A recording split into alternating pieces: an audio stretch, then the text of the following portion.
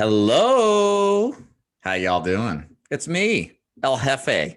You're with Dave Duford here at Duford Insurance Group, where I train agents to become top producers as I try to adjust my mic somewhere centered on the screen.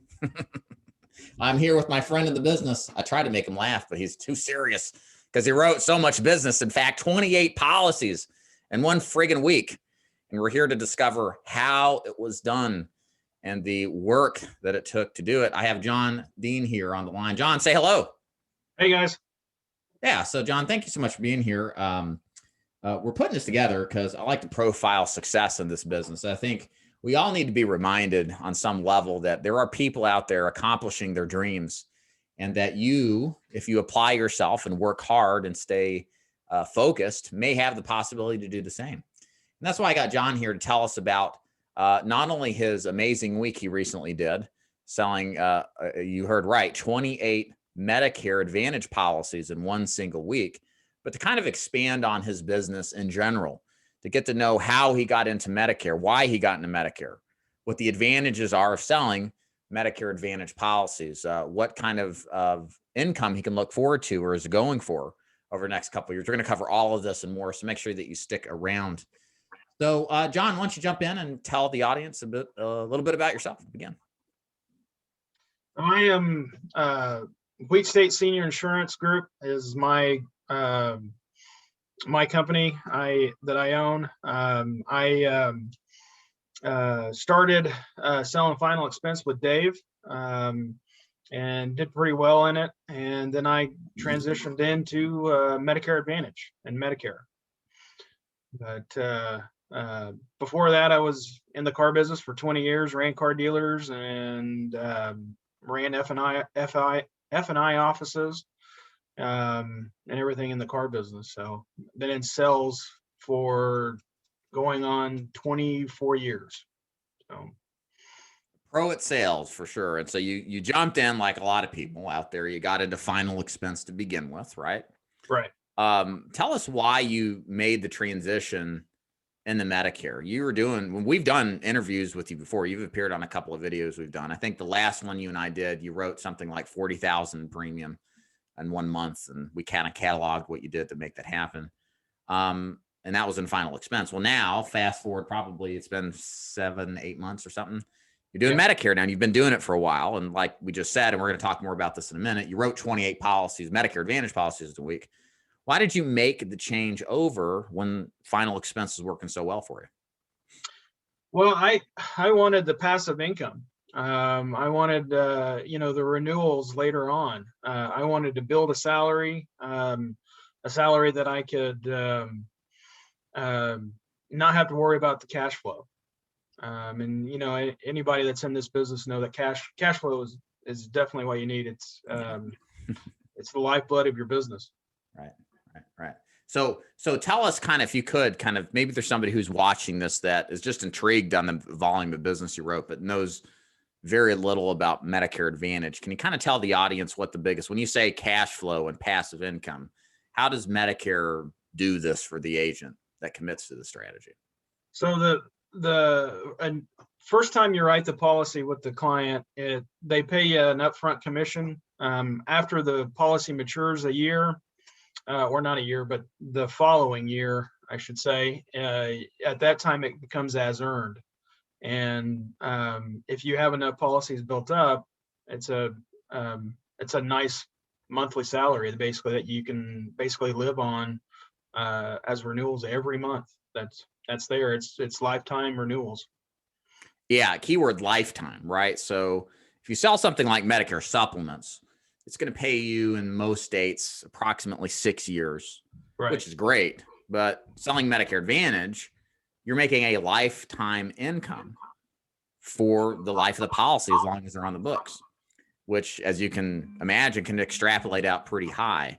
So there's some advantages with Medicare Advantage, especially relative to final expense, where you can continue to make money your entire life based off of work you've done years ago.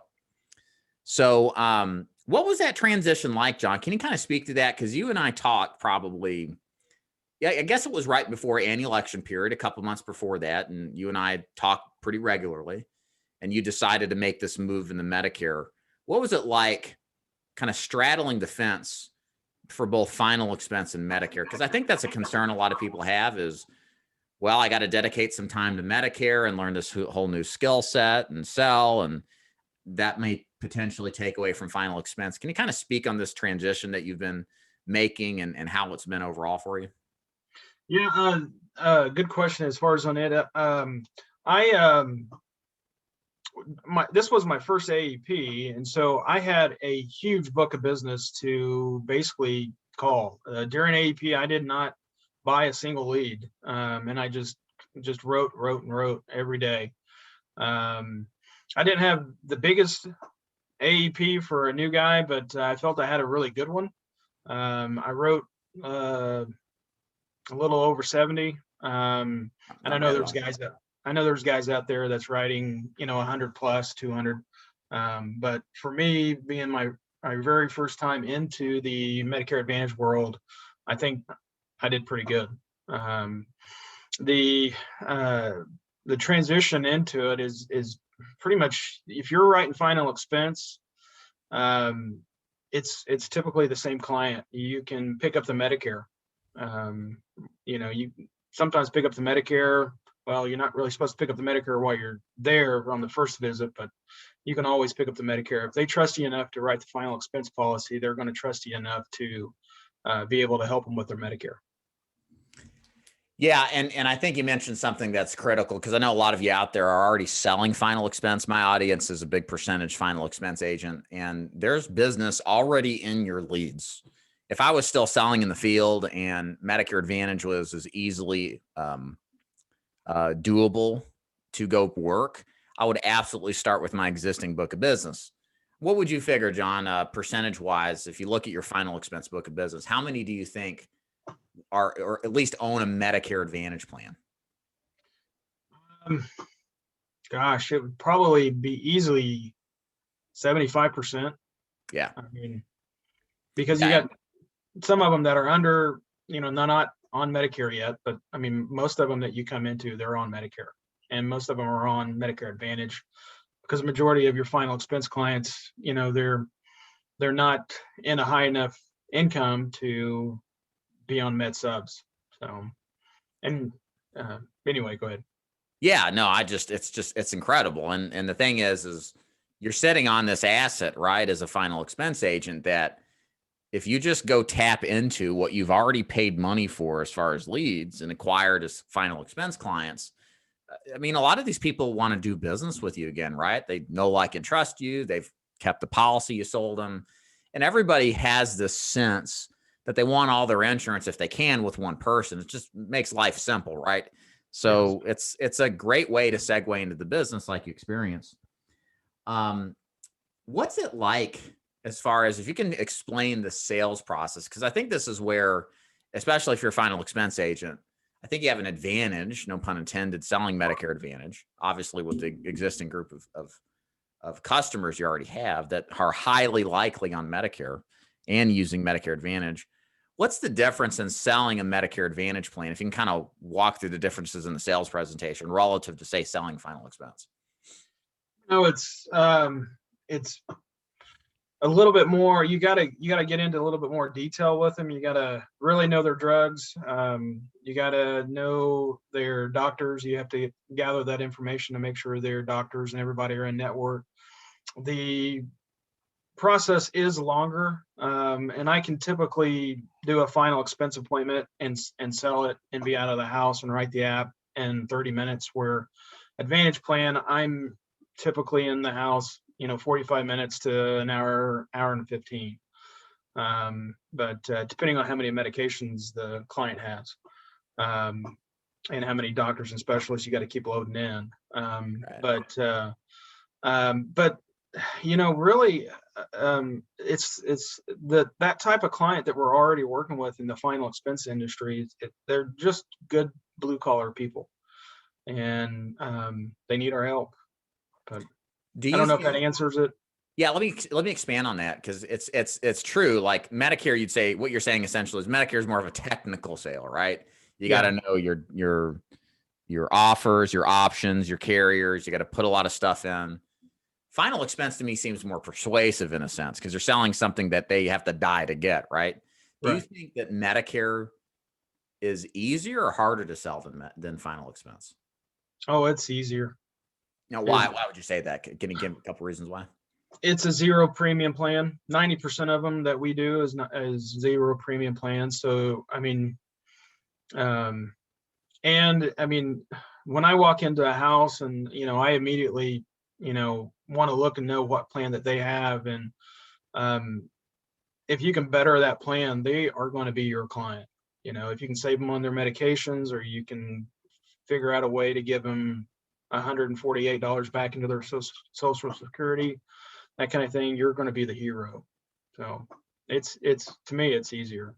Yeah, and just again, if you're new to Medicare and you're unfamiliar with it, zero premium is the way that, for compliance sake, we have to say as Medicare Advantage agents, there's no direct premium charge. It's not cost free technically because they have the Part B premium taken out. They paid into the system, so it's not free, right? But there's no premium that's charged them. So in other words, we have to take money for final expense. We don't have to take a premium for Medicare Advantage plan. Now imagine if you could sell all these final expense plans without having to directly charge a premium for it. It'd be kind of cool. Well, that's what you're doing in Medicare. And you don't have underwriting either, right? I mean, we don't care about the client's health, correct? For Medicare Advantage, it's like guaranteed issue, right? Yeah, they're approved. Yeah. So where I'm going with this, John, is I think the nice thing about those of you out there who are in final expense, you've been taught and you're doing decently. And even if you're not, you probably know even enough salesmanship to convince somebody to make a switch from a Medicare plan to one that you have, because it's obvious when you compare plans that there's a difference in drug prices or prescriptions, or you can get their 148 and change or whatever it is now, Part B premium back. There's all sorts of ways to add value to your client. And the cool thing is it's tangible. They get to feel and experience that every senior knows, right? What it's like to go to the doctor and pay a copay and pay deductibles. And well, if you can help them reduce that or get them better service, they dig that. They love you for it, which is a lot different than final expense, right? Yeah. And a lot of times they don't even know exactly what they have. And I mean, if you could even educate them on what they have and tell them what they're missing out on their current plan. Did the current person go over that with you when you were persuaded into this policy or purchased this policy? A lot of them I go into and they don't even know about the over-the-counter drug that they get for every 3 months or every month. They haven't even been using that. So Right. So many opportunities in the market we target for Medicare Advantage to serve our clients, because they really don't get a ton of it, which means it's, for those of us that are service minded, it's great. Now walk us through, go and rewind. What, a couple weeks ago, you wrote 28 new Medicare Advantage plans, or replaced, or some combination of that. Can you walk us through the dynamic, the process of the day-to-day that week that it took you to do that? Kind of take us through setting appointments, running the appointments, what leads you work. Kind of just take us all through it, if you don't mind. Sure. So I don't have a appointment setter. I would yet. That's going to be coming next year. I need one. But I do all my dials. So that week I did 2 dial days and 4 field days. The first dial day was on Monday, and I dialed for probably maybe 3 to 4 hours. And I set 9 to 10 appointments on one day, and then the next day was 9 to 10 again. It was all in Oklahoma City, and I live in Wichita. So you're dialing on Mondays to set up Tuesdays and Wednesdays, Tuesdays and Wednesdays. Okay. Yeah. And then Wednesday, I was home. I'm sorry, not Wednesday. I'm sorry, Thursday I was home, and I dialed for Friday and Saturday in Oklahoma City. So you repeat the same process of just setting up, as it sounds like around 10 appointments a day. Is that what you're looking at? 9 to 10. 10 becomes a little tough staying on. I mean, because I try to book them on the hour, every hour. And, if you're in one of the, you really start to be really late if you do 10. Yeah. And I could easily get 10. It's not that big of a deal. It's just that last one, you might be 2 hours late. Right. But So when you're setting the appointment without going into the word for word script, we teach, at least for final expense agents, to sell the appointment, not the product. Is strategically that what you're doing? Are you pre-qualifying at all? Can you kind of tell me what your process is in booking the appointment? so I do mail drop leads, Okay. and on the mail drop leads, they have a place where they list their age, and probably 95% of them has their age on it. And if they're below 65, I'll ask them, hey, since you're 58 years old, Dave, do you have Medicare with your red, white, and blue card? And that's pretty much the only pre-qualifications that I do. I don't really get into what they have. I just set the appointment. So if they have Medicare, I'm going to set an appointment with them. Right. So you don't set the ones under 65, because sometimes you'll get people who probably, of course, reply to the card, oh, I want my money back, but they're not even on Medicare, right? So why? Yeah, there's a lot of, I always, that's pretty much the only thing I ask is Okay. if they have Medicare. And how would you compare setting final compare final expense appointment setting to Medicare? What's easier? How many are you getting more booked as a total with Medicare versus final expense? What kind of pushback do you get, if any? I think if you get them on the phone, it's easier to set. The type of mail drops that I do, it's the Medicare Savings Program. It talks about the 148 give back, added benefits. So when I call them, I mention that. And typically once they hear that, hey, this guy might be able to add $148 back into my social security check, they'll set an appointment with me. But you do get pushback, just like any sales, and you just got to overcome it. And to me, it's easier to overcome an objection from somebody that's, I've heard them all. Yeah, So, right. I mean, I can go around it, and always end when you rebuttal their, I think that's the rebuttal their objection. Always end it with, and again, with that in mind, I'm going to be there in your area. Would 10:15 work, or 2:15 be better? And you get them back to that same having to answer a question. So you answer the objection, yeah, and then you always close right back to those 2 times, right? Yeah. So it's back to, hey, with that said, what time can I come, this or that, right? Yeah. Beautiful. So you run the appointments the next couple of days. What's that first appointment like? To walk us through what any, not just the first, but any of them are like. What are you doing in the beginning, the middle, and the end of the appointment? So the first thing when I come to the door, if Miss Betty's there, and I ask her, where's a good spot for me to sit? I don't care if I'm at a table or on her couch. I want her comfortable. I do want the TV off or muted, and I'll ask them to. But as soon as I sit down, I pull out the lead card that they filled out. I show it to them. If it's a couple, I say, which one of you is this your handwriting, Miss Betty, or is it Bill's handwriting? And then I ask them a couple of questions. What did on the card? What was the number one thing that you most caught your eye? Most of the time it's the 148 give back. Every now and then I need better dental, or I need better vision. And then I just ask, so I just need to see your red, white, and blue cards and your current plan that you're on right now. And while they're getting those, I'm pulling out my scope of appointment, having it in front of them for them to sign. And then from there, I look at what plan they have, make sure they have A and B. I've ran into a handful of them that just have B or just have A, right? And there's not a whole lot we can do. But I immediately start looking up their plan, kind of comparing what plans I would kind of well, actually first I start asking them for their medications and their doctors and specialists. And then I kind of look at what plan they have and kind of compare it and see if I can save them or help them. And most of the time I can.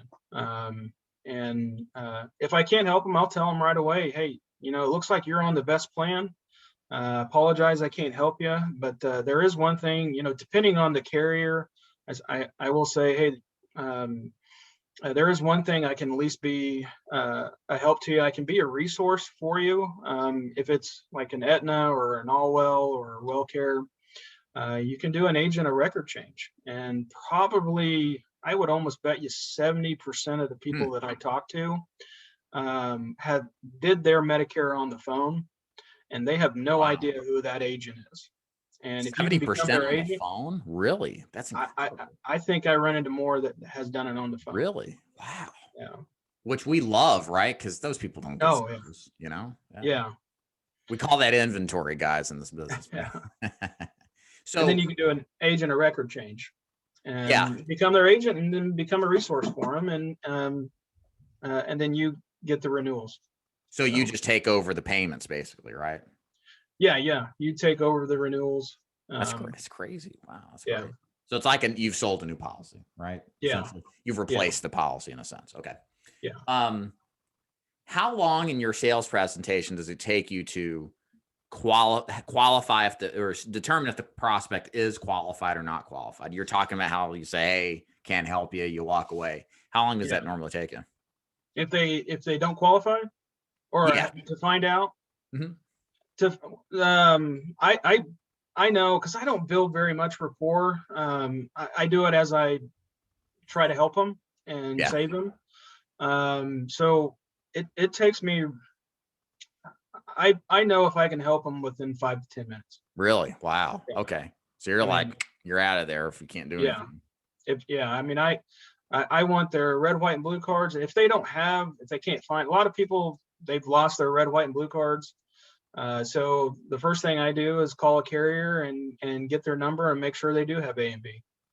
And then I pull their benefits up and see if they have Medicaid, see if they have LIS, and then help them from there. So when you find somebody who's qualified, give us kind of the typical situation. Like, how is the sale or the value built? Like, in other words, are people buying because they get, a reduced prescription copay or better doctors, better network, free ambulance rides? What's the angle that you kind of have and that you've seen a lot? Well, a lot of them are on plans that might have a copay to see their doctor, even if it's $5. Some of these people, $5 is a lot. Some of them, it's really not that big of a deal, but it's a nuisance to have to, when they walk into the doctors, get a bill for $5, or their specialist is $45. And let's say they're seeing a lot of specialists. If you can save them from, if they're seeing 3 or 4 specialists, and it's a $45 specialist or $40 specialist, and you can drop it down to $25. That's for some of these seniors, that's a lot. The max out of pocket, the MOOP, is kind of a big thing. Some of these people could have a really bad year at any time. Sure. And where that they could hit that max out of pocket. And some of these people, if they do and they don't qualify for a Medicaid situation, they could be paying on that, for the rest of their life, $25 a month to the hospital. Yeah. Right. So it kind of sells itself, right? When it's like, here's your plan A you got, and here's plan B you could get. Yeah. Here's our doctor availability, and here's how much you could save. And you just do the math. It's pretty obvious to them in those circumstances, right? Where they could save significant amount of money, right? Yeah. Or you run into somebody that, let's say he's on a little bit of a plan that doesn't have a insulin saver program, and he is paying, like I had a gentleman that was kind of a heavier set gentleman that was on 3 boxes of insulin a month. That was his prescription. And it was costing him about $140 a month to fill it. And I saved him on an insulin saver, dropped it all the way down to $35. And that just creates a whole They big love income you. for him. Yeah. Yeah. Now his insulin only costs him 35, where it used to cost him over 140. Yeah. Yeah. That's what, that's what's cool about Medicare. It's like, I think what we do in final expense is absolutely important too. I mean, we're helping people who really need it, but it's still like distant, it's not an immediate, you don't witness it living day to day as much as you do Medicare, where, I mean, just our people need the help, man. Like if you've sold final expense, that's a large portion of who we're targeting in the Ford Insurance Group Medicare Advantage program. And, these people, they need to help if you've seen it. And when you show somebody hundreds of dollars a year in savings or reductions and, like the Part B premium or all this stuff, this makes a huge difference in people's lives, guys. Yeah. And they love you for it. They refer more to you because of it. There's so many great advantages of it. So how much do you have to talk people in, with that said, when you show them the differences to end up buying? Does it kind of just sell itself? Do you feel like you have to like persuade them? What's typical for you? I don't know. Really, I don't have to really persuade them into it. I mean, it's, you have this plan, you could go to this plan and it gives you, so many more benefits or this much benefits. It's going to up this, it's going to decrease this. Um, uh, I'll just go ahead and get you updated in this plan. And, they're shaking their head and they say, okay. I mean, there's really not a, I've been a salesman all my life. And this really, to me, it's not really a sell. It's educating. Right. Gotcha. The plan that they're on, I don't really go over their plan at all unless they ask questions about their current plan. But Sure. I go over the plan that I am think that they should have instead of the plan that they're on. Right. And, with them, most of the time, they don't know what their plan really covers. Sure. And a lot of them don't know. Again, the over-the-counter drug is a big thing to some of these people. If you look over on the counter and they have Tums and they have vitamins and all of this stuff, and I asked them, I said, are you using your over-the-counter benefit? Oh, well, no, what's that? Well, this current plan that I'm showing you, or this plan that I'm showing you, has a $50 allowance every 3 months to pay for your Tums, your vitamins, your Band-Aids, your toothpaste. I mean, so some of these people, that's a lot, Right. But so what kind of objections at the end of the call do you expect? Do you really get objections? I mean, are you talking about when I set an appointment? No, when you're closing. I mean, like when you're assuming the sale and it's like, let's get you started and here's what you got. Here's what I got. I mean, are you getting pushback? I mean, it doesn't. I mean, with the amount of sales you're making and the amount of appointments you're running, what, if any, pushback are you hearing at that point? You get, I mean, I think I'm at a 85 to 90% closing ratio, but you get that guy that, that's had the same plan for 5 years and he just does not want to change. I mean, he goes, I'm too used to it. I don't want to change. I hate change. And I ask him, well, let me ask you, Robert, why did you fill out this card? Why am I here? But really most of the time, there's really not a whole lot of pushback. I mean, it's mainly the people who just don't want to change. And let's say if you're comparing one D-SNP to the other D-SNP, and the lady has a caseworker, she has a nurse that's coming in, that I completely understand. Hopefully it's one of the carriers that I can do or agent a record change. If not, I mean, I don't want to mess anything up that they have. But some of those people that already have they're on Medicaid and they have a caseworker, they have a nurse that's coming in once or twice or 3 times a week, I don't really want to interrupt that.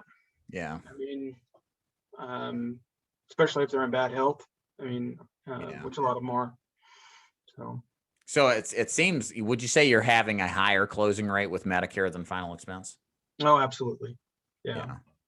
It's almost like, it's almost like a couple of notches above order taking. You know what I mean? Like Yeah. it's so obvious that, and these are all brand name companies these people have heard of, you know, and Yeah. you know, here's good company A, here's my good company B, and here's all the money you're going to save. You know what I mean? I mean, that's nice because if you're coming into this from final expense and you're used to having to sell the sizzle a little bit, right? You know, it's a bit different here. You know, it sells itself. So, kind of wrapping up here, it's been a really good discussion. Thank you for taking us through the kind of process of how to sell this stuff, because you've sold a ton of policies. You've sold 70 at the end of April 2021 when we're you know, recording this, which is phenomenal. You did 28 a week or two ago. What's your goal? What do you want to accomplish for the next 3 to 5 years focusing on Medicare Advantage? Where do you want to be? My goal this year is I want to hit 500 before AEP. And then during AEP, I'm going to sell over 200. I'm just going to do it. But within 5 years, my goal is I want to have 2,000 policies within 3 to 4 years on the books. And then after that, maintain it. That type of money that you're making on renewals is huge. I mean, you're making over $500,000 in renewals if you have 2,000 policies on the books, and I'm going to get there within 3 to 4 years. And then after that, you're going to lose people. You're going to have people pass away, and so you're going to have to still replace, but the business that you're losing. But I am within 5 years, I'm going to have over 2,000 policies on the books. And so just again, that's $540,000 of annual income. I think that's 45,000 a month. And like, that's a lot of money. Yeah. To just deal with clients. You know, most of what we hear out there is got to recruit people to recruit and deal with adult babysitting. You know, you can make passive income through selling insurance policies via Medicare Advantage. You know, a couple other things too, like John's not mentioning, but he'll eventually get to. Number one, you can outsource a lot of this work. You know, one of the things you're going to do as a Medicare agent is you got to tend to your flock. I just did a video. Maybe you guys have seen it already or not. And I talked about with Medicare, it's not just a one and done. You've got to follow up a couple of times a year at minimum to make sure that they stay on the books. Cause you don't want to, like, the whole point of doing Medicare is to get paid a lot later, not right now, immediately. That's why you do final expense, is the immediate income. Medicare is a passive income, but they can, wander off the farm, and you need to make sure that you build up the fence to keep them in. So that meaning, you take care of them, call them up, answer questions they have. And yeah, some are going to die off, obviously. Others are going to switch anyway, but you're going to get more referrals from this business, because what do old people do? They go to Hardee's or, the local diner in town and complain about health and Medicare, and somebody's going to pipe up about all the money they've saved, and then they're going to refer your names. And this is going to happen a lot more. People don't talk about dying, Yeah. I got this burial insurance. It's just not, it's just morbid, Yeah. So Medicare affords a higher, just natural referral. And the thing is, and this is what's great with John's on the cusp. Anybody that's in Medicare is on the cusp of this trend. This is not a trend that's dead or dying. This is the beginning. The thing that's happening every day, guys, is 10 to 11,000 people a day are turning 65. When you turn 65 is when you start Medicare. And that's going to be daily for the next 10 years. Okay. Then it's going to taper off about 9 to 10,000 for the following 10 years. And the point is here is it just shows you the expansion of people who are in Medicare, but that doesn't even take into effect the people over 65 that John's helping with getting better plans. And certainly the ones under 65 that are disabled, or some of these people don't even have a Medicare Advantage plan, and you make more money on the first time sale. So, and there just isn't that much competition here. The average insurance agent's 59 years old. You don't work till you drop dead at 75. I don't know about you, John, though. I don't think you're going to be putting your feet up here once you hit your goal. I think you'll find something else to do, or just do more of it. Most people, however, they get to 60 and kind of coast. So there's a huge opportunity. There's agents leaving the business because they're getting old enough where their health starts to fall apart and they just don't want to work as much. So if you're younger and getting into this is one of the best opportunities. And it's not oversaturated like a lot of other markets are. Certainly not Medicare. There's not enough agents. Yeah. And we were talking. I mean, how much competition do you run across in the field? I mean, are you running into other agents? I mean, No, what's it like in Medicare? I'm not running into the same agent like I was in final expense, Yeah. around here at least. But I think my biggest competition really is the Joe Namath, the commercials, the phone guys. But if you can get into the home and you make sure that they know that you're the local guy, you're their local agent. And if you are watching TV and Joe comes on and he talks about a benefit and you want to try to qualify for it, you call me. And I can, again, you stress the fact that you're going to be a resource for them. You're going to help them with their Medicare. You're going to make sure that their Medicare is working properly, and it's the best plan that they can be in. And that whole local approach to taking care of local clients, that angle sells real well with our group of people. They don't want to talk to somebody on the phone that they can't see or meet or know. And that's an advantage for the face-to-face guys. And we support telesales in our organization. It works very well. But for face-to-face, I mean, the fact that your competition is a bunch of call centers, you should be thankful. Yeah. Because it's not like that in a lot of other, like final expense. There's some of that, but not nearly as much. So, yeah. One thing though, I was going to say, Dave,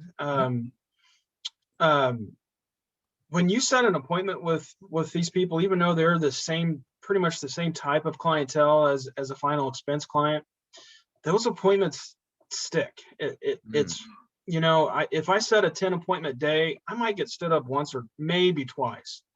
Where if I set a 10 appointment day on final expense, I'm going to get stood up 3 to 4 times. Yeah. But most of the time, I mean, that's the thing. It's harder for me to book. I was so used to running 12 to 15 appointments in final expense a day, because I knew that, that person's not going to be there, or one, in line there. I'm going to have people stand me up. Where in Medicare, they want you to come over. They want you to help them. They want to see if they qualify to get the 148 back in their Social Security. They want that stuff. And so typically, if you set the phone right at the beginning, they're going to stick. Yeah, we love Medicare here, guys. And as you guys know me long enough, I'm a final expense guy by trade. I got into the agency building business in 2013, 14, and I've loved every minute of it. If I hadn't gone into this is exactly the direction that I would have gone. Because there's one thing that, John didn't talk about, or I didn't really ask him to, but you will find in any life-driven business, there is an upper ceiling to your capacity as far as how much you work. Now, John is a workaholic, and we all have our times in our life where we are. But what happens is that as soon as you stop selling final expense or any life products or anything like that, where it's a one commission deal, you don't make any more money. I mean, okay, you get a little residual, but it's not much of anything. Not with Medicare. You can really dial it in for a couple of years, then pull back. And sure, maybe you want to continue working hard, but the month you want to go on a fishing trip, or the December you want to take off to spend Christmas with your kids and your wife, you can do this now without detracting or eliminating your income, because it's entirely built off of years and years of effort. And so, guys, that's why I'm promoting the Medicare now. It is an opportunity to not only make more money than selling final expense, but to experience a lifestyle orientation that you can't get with just selling final expense. To detach your income from your effort, it's profound. I get it to some extent as an agency owner. I have to pick my phone up and talk to my agents, of course, if I want them to keep around. And likewise, you do with Medicare, but it's the service side is very, very little. It's next to nothing. And you can hire people as you grow to manage that. This is the time to get into this, guys. And if you're out there selling final expense, whether through my organization or through others, you should absolutely be looking to get into Medicare. We'd love to have you check more out what we do at DeFord Insurance Group, you can go to daviddeford.com/Medicare-Advantage. So daviddeford.com/Medicare-Advantage. I'll put links above and below. That'll kind of give you more of a description of how this process works, how we do it. We also offer the potential for free lead programs. If you're in a position where you're writing a lot of business like John is, we subsidize in part or entirely your lead costs. So if you're writing a lot of business without any change to your commission, you get free leads if you hit a certain production quota. So these are things that we can offer with Medicare that we can't with final expense. And it just makes this business much more appealing. So John, thank you so much for being here. I appreciate you talking about your great week you had and kind of giving us some insight into how the business works on Medicare Advantage. Yep. All right. Bye. All right.